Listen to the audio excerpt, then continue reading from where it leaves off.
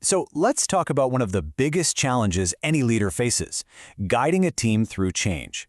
We're going to break down why so many of these big initiatives just create friction and reveal a simple but really powerful shift in focus that can build trust right when it matters most. Okay, let's just dive right in with this one. We've all heard this phrase, right? I mean, it's the go-to explanation when a big project or a new strategy starts to stall. It feels like you're pushing a giant boulder uphill. But what if that diagnosis is completely wrong? What if resistance is just a convenient label we slap on a problem that's actually much deeper and, believe it or not, much more solvable?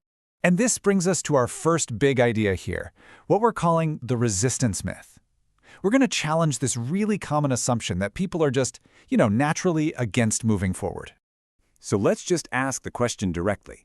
When you see your team kind of dragging their feet or they're asking a million skeptical questions, are they truly fighting the change itself, or is there something else happening just under the surface? And here it is. This is the core insight of this whole explainer. The idea is that what we label as resistance is almost always just confusion. So let's unpack what that really means.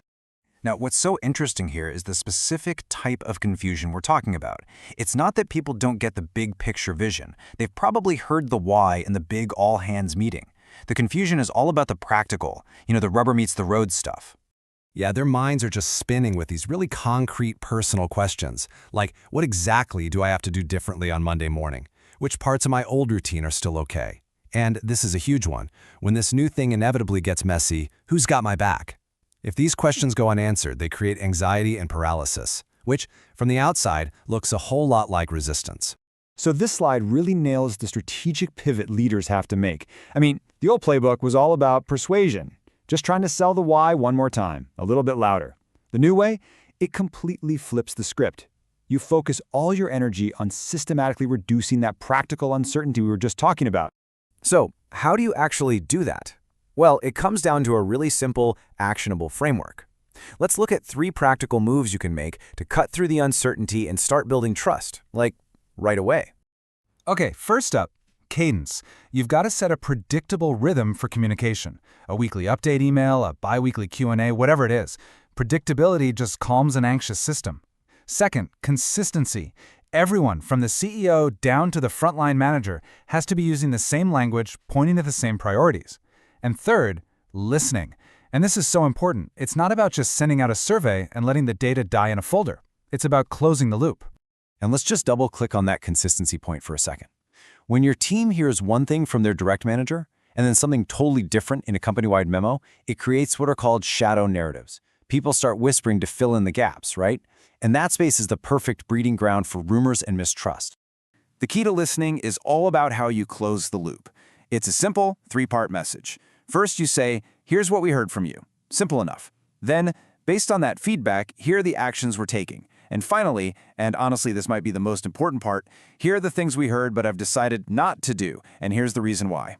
That simple act, just explaining the why not, is so incredibly powerful. It proves you were actually listening. It shows you took their concerns seriously, even if you couldn't act on every single piece of feedback. That is how you build real, lasting credibility. All right, so this all sounds good in theory, right? But how can you know if uncertainty is the real problem on your team? Well, there's a super simple litmus test you can use, like right now. So ask yourself, and be honest, could every single person on your team answer the next 3 questions clearly, confidently, without having to guess or make up an answer? Okay, here are the questions. Number 1, what specifically is changing for us? 2, what is expected of me personally in this new world?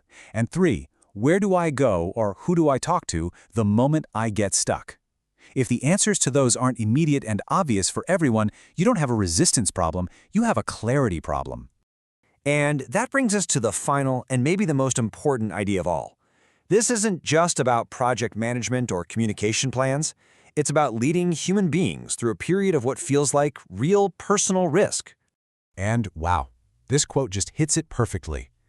People are not anti-progress. They are anti-loneliness in the face of risk. Change fails when people feel vulnerable, unsupported, like they're being pushed out onto a tightrope with no safety net. A leader's #1 job is to be that safety net. So we'll leave you with this question to think about.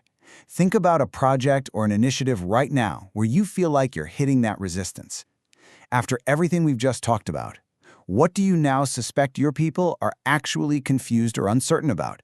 Because that answer, well, it might just change everything.